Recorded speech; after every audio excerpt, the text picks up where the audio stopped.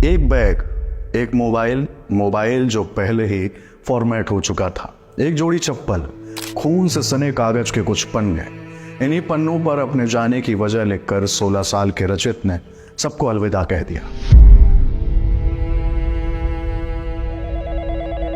सुबह माँ का फोन आया था, तब उसने कॉल रिसीव नहीं की बल्कि मैसेज से जवाब दिया कि शाम को बात करेगा। माँ शाम के वक्त फोन का इंतजार करती रही। ना कोई कॉल आया और ना ही बेटे की कोई खोज खबर। बेटे की तलाश में 9 दिन लग गए। जब पुलिस प्रशासन हिम्मत हार चुका था, तब उसके पिता ने हार ना मानकर तलाश जारी रखी और अपने बेटे को ढूंढ निकाला। ढूंढा भी कैसे? बदबू का पीछा करते करते। आज तक के सहयोगी चेतन गुज्जर ने इस मामले पर विस्तार से रिपोर्ट की है। राजस्थान का कोटा, हर साल अलग अलग शहरों से तकरीबन 2.5 लाख बच्चे कोटा, IIT-JEE और नीट की तैयारी करने आते हैं। कुछ कामयाब होते हैं और बाकी नाकामयाब। कामयाबी का सपना लिए 16 साल के रचित भी पिछले साल मध्य प्रदेश के ब्यावरा से कोटा आए थे। जैसा कोटा पहुंचने वाला हर बच्चा करता है, वैसा ही रचित ने भी एक हॉस्टल में कमरा लिया और कोचिंग ज्वाइन कर ली। रचित का मन पढ़ने में कम लगता था। उसके कमरे से मिले एक लेटर में इसका जिक्र भी है। उसने लेटर में लिखा था कि मैंने कभी कॉपी किताब नहीं खोली, मैं केवल मोबाइल फोन पसंद करता था। मैं पढ़ाई के बारे में हमेशा झूठ बोलता था। झूठ बोलना उसे शायद अब भारी लगने लगा था। तभी वो 11 फरवरी के दिन कोचिंग बताकर हॉस्टल से निकला और फिर कभी वापस नहीं लौटा। आखिर क्या हुआ था 11 फरवरी के दिन? उस दिन रचित तकरीबन 11 बजे अपने हॉस्टल से कोचिंग बताकर निकला था।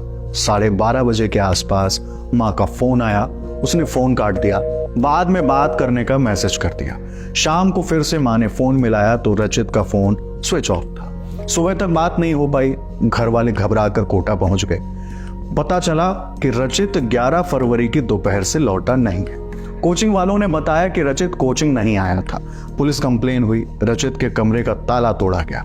कमरे की टेबल पर एक नोटबुक रखी थी। उस नोटबुक के पन्ने खून से सने थे।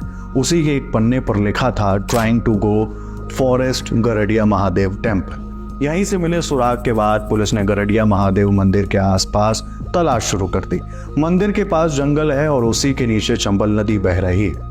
गरडिया महादेव मंदिर में टिकट विंडो पर लगे CCTV कैमरे की फुटेज में रचित को एंट्री टिकट लेते हुए देखा गया। पुलिस को तलाशी के दौरान रचित का बैग, चप्पल, रस्सी और मोबाइल फोन मिला, कुछ और चीजें, लेकिन रचित के बारे में कुछ पता नहीं चल रहा था। पुलिस के साथ SDRF की टीम भी तलाशी में जुटी रही। 8 दिन बीत गए, रचित की कोई खोज खबर नहीं मिली।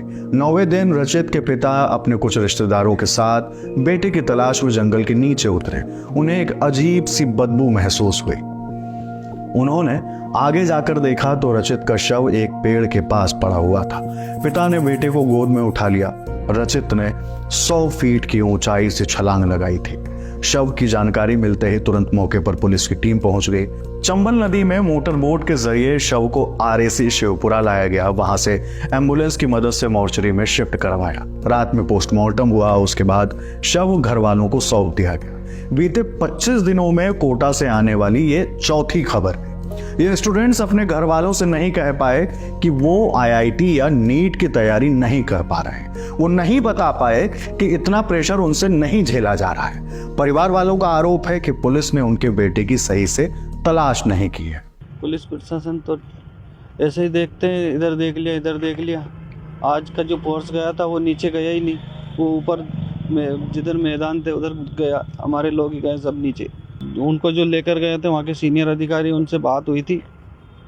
उनने बोला कि हमारा जो अमला है ये नीचे नहीं जा पाएगा, ये इतना एक्टिव अमला नहीं है, SDRF नीचे जाती है, ये तो सब ऊपर रहेंगे। अब मैं इनकी रिस्क नहीं ले सकता, इनको कोई खतरा हो जाए जानवर से तो मैं इनको नीचे नहीं भेज सकता। आरोप दिख रहे हैं ना, सामने दिख रहा है ना, सब कुछ दिख रहा है ना। जाकर सही से जांच हो जाती तो मिल नहीं जाता पहले। वहाँ के जो अधिकारी थे उनसे बोला मैंने कहा सर ऐसा कीजिए, आपका जो स्टाफ है, आपका जो फोर्स है, आधा फोर्स हमारे लोगों के साथ नीचे दे दीजिए और हमारे आधे लोग ऊपर हो जाएंगे। तो उन्होंने मना कर दिया कि नहीं, मैं फोर्स नहीं दे, मैं इनकी रिस्क नहीं ले सकता नीचे। मुझे मेरी जवाबदारी पे लाया हूँ, मुझे इनको वापस लौटाने हैं। नीचे जाएंगे इनको कोई खतरा हो जाएगा।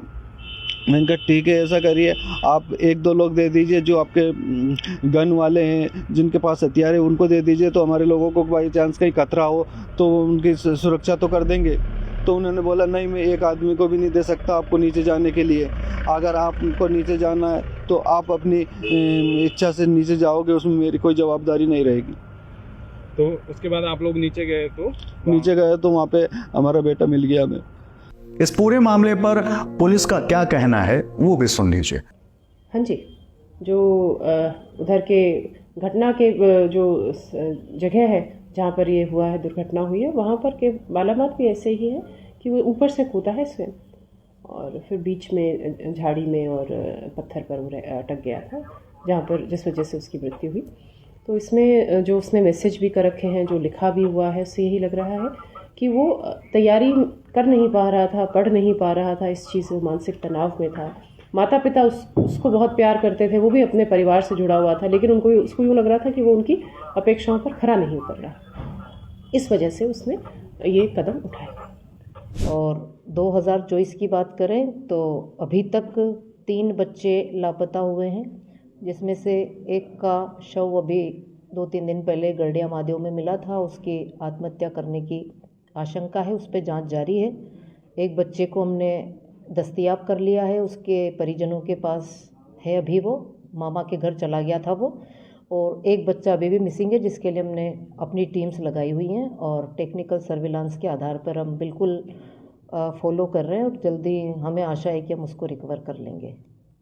अंत में यही परिवार वालों से कहना चाहेंगे कि हर बच्चा इंजीनियर और डॉक्टर बनने के लिए नहीं बना है, इसलिए किसी भी एग्जाम की तैयारी करवाने से पहले अपने बच्चे से एक बार पूछ जरूर लीजिए।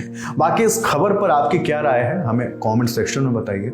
आपके लिए सारी जानकारी जुटाई है हमारे साथी रजत पांडे ने। देखते रहिए द लल्लन टॉप।